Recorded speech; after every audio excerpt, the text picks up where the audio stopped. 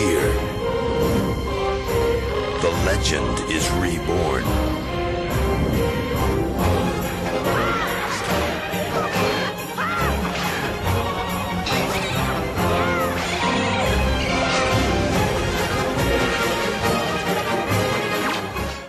The Legend of Zelda Wind Waker has certainly had quite the past, and one that started off with a very rough initial reaction by fans of the series, but is now seen as one of the best games in the entire series, and even to some, one of the best games ever made, period. It's also a pretty unique Zelda with its particular story, gameplay, and of course, the graphics. Now, personally, I've always liked this game. Even back when I first got it on GameCube, I remember sitting in front of my TV for hours trying to 100% it. Those dang figures caused me to never do that, but I digress. Now, it has been quite the long while since I have played this, so I'm pretty excited to jump back into the Great Sea and see what I think of it now. This is part of my Zelda 35th anniversary series of videos that I'm doing for Just Gaming, and I hope that you'll hop in and join me with this experience. Without any more delays, let's get into it, The Legend of Zelda Wind Waker.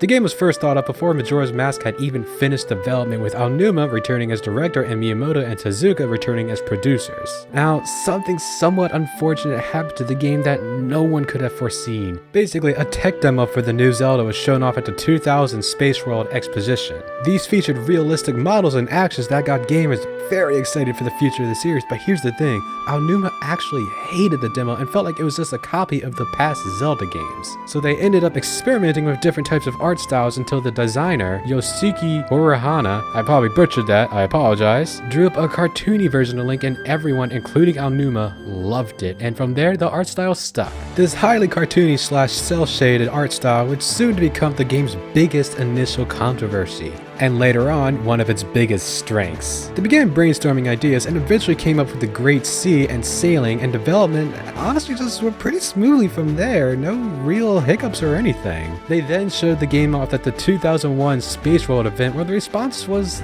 honestly not well. People thought it looked too kiddie or dumbed down or not grown up enough. It just did not go well at all. Miyamoto was actually pretty surprised by the response and decided that it was best to hide info about the game until it was in a more ready to be shown in a playable way, so people could actually see for what the game was rather than just the graphics. The following year at E3, it was shown off again with a playable demo, and reception this time was way greater than the year before. Development kept moving along well until the game was finally released on December 13th, 2002 in Japan and March 24th in the States to near universal acclaim with only the smallest of complaints.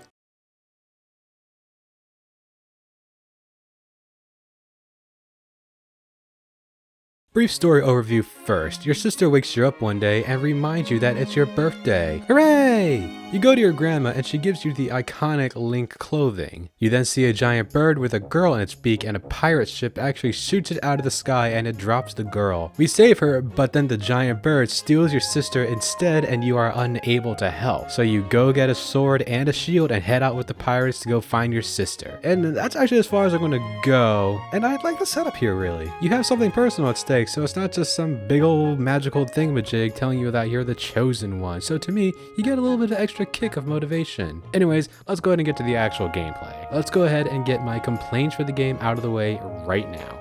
And really, I only have like 3 worth mentioning. One is that at a later point of the game, you get the ability to take over certain characters in 2 different dungeons by doing this song called the Command Melody. You play it and are able to take over the characters and play as them. And it can be a bit of a pain playing the song over and over and over again. At least Link only does his encore performance of the songs once per time that you turn on the system. So it saves a lot of pain in the long run versus the original that he always would do the encore performance. The second complaint I have is how within the first 3 hours there's a certain part that's kinda slow, specifically the Forsaken Fortress. You lose your sword for it, so you have to like sneak around, and I do enjoy stealth. That's not like it's not fun here at all, but it does make the intro feel just a little bit slow since you're not really battling any enemies, you know? But thankfully, this pacing issue is not, well, an issue anywhere else in the game. Finally is the Great Sea. Now, while there's plenty of islands around to be doing stuff on, the areas in between those islands can occasionally be a bit barren. I do actually think that the sea is less barren than Ocarina of Time's Hyrule Fields, but there were times where I would set myself to sail somewhere and just kind of hop on my phone for a bit while I sailed. Not a huge issue, but definitely a little something that was off for me. And while we're talking about sailing, let's go ahead and dive into that.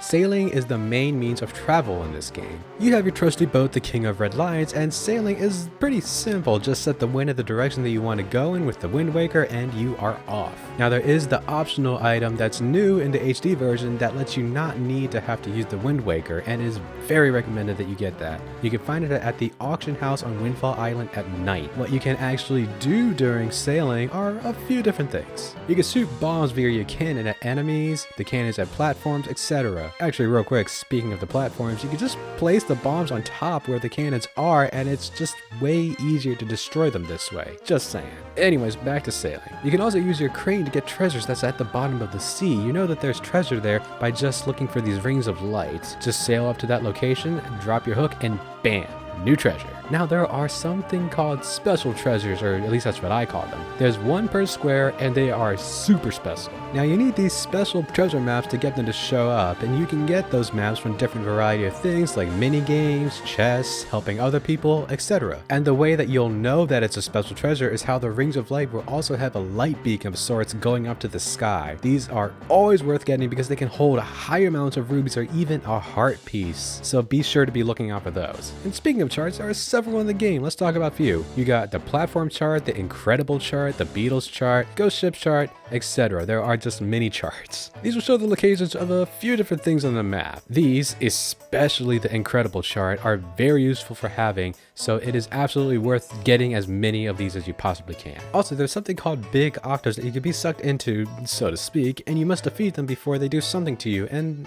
honestly, I've never failed these, so I don't know what happens if you do fail. Let me know down in the comments what happens. You can use either your boomerang or bombs to take them out, but I always use bombs because they're just the quickest way of taking these things out. Killing them is always worth it though, because you will get a very special treasure, and the treasure is always something great. Let's go ahead and talk about the islands themselves now. There is always one per square, and they can have a variety of different things to do, such as simple puzzles, defeating enemies, the works. Nearly all of them have unique ideas, so they never get stale when going to complete every single one of them. Now, one island that you always want to go see are the Great Fairy Islands. Going to them will always get you something great, like upgraded bombs, upgraded arrows, or even a bigger bomb bag. So yeah, clearly definitely worth going. Let's talk about what the game's name is actually about, the Wind Waker, just a bit of an important item. And I actually think they make a better use of the item here than they do in Ocarina of Time. Half the songs in that game are just teleport songs, but here it does a wide variety of things. Here there's only one teleport song, and it has a few different preset spots throughout the sea. And I do think that they did a good job at choosing which spots that should have the teleport locations for maximum convenience to travel with. But for other things that the Wind Waker can do, it can help change the time of day, take control of certain people, change the wind direction, make treasure chests appear at certain spots, and more. I really do think that they make a great use out of this little thing in the game. And as for other items, you have the usual bow, the boomerang, hookshot, etc. But you also have great new items like the Dago Leaf that allows you to glide through the air and create gusts of wind when you use it on the ground.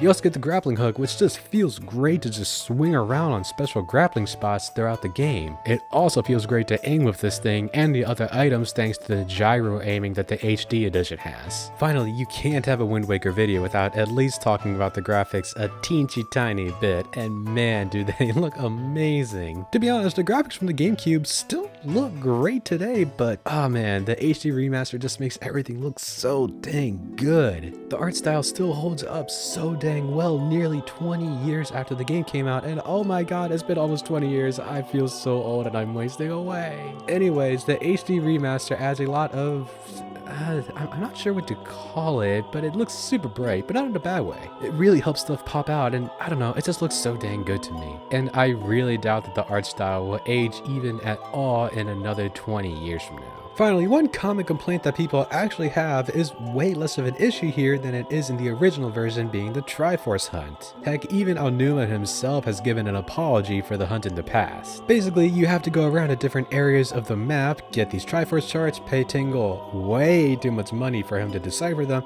and then you have to go back out to the sea to find them and fish them from the bottom of the ocean. It's still a bit of a pain in the HD version, but like way less. That's because they reduced the amount of charts you need to find. You still need to find 8 pieces of the Triforce, but in the remaster, you can find some of the pieces right there without the map. In the original, you had to get a good charge for all 8 of the pieces, and it just took way longer. I've heard some people saying that it took hours longer in the original for them to finish this quest up. Other differences between the HD version and original are items being arranged to be in different places, like the Tingle Tuner being replaced. Other differences between the original and HD version are how some items have been rearranged to be put in different places, or even just taken out altogether but being replaced with newer items, such as the Tingle Tuner being replaced by honestly a much less cooler and now completely useless bottle item since the Miiverse is no more, and the Swift Sail being added in so you don't need to change the wind direction every time you want to go somewhere else while sailing. If you had to play a certain version, I would absolutely say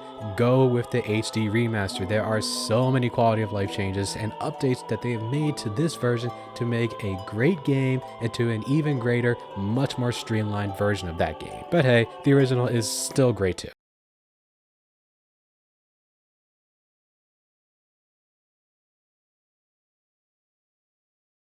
The music this time around was composed by a few people actually, being Kenta Nagata, Hajime Wakai, Toru Minagishi, and Koji Kondo. I hope I said this even remotely right. This clearly was a way bigger team than any Zelda before now, and this was due to some rushed development, but still wanting high quality stuff. And let me tell you, this is still definitely some high quality stuff. The Outset Island theme, Dragon Roost, Windfall, and the Ocean theme are all so good. The Ocean theme really makes you just want to go out to the sea and explore every single island that you can find. And Windfall Island, it just puts me in a good mood. Also, with the advancement of MIDI since the days of the N64, they were able to replicate real-life sounding instruments way better this time around, and it really shows actually. The Wii U remaster also features remakes and updated tracks to great effect. Now, people definitely have a preference for the new versus the old, and really, I'm not sure which one I prefer, but either way, it's all great, and it'll get stuck in your head for days even after you're done playing.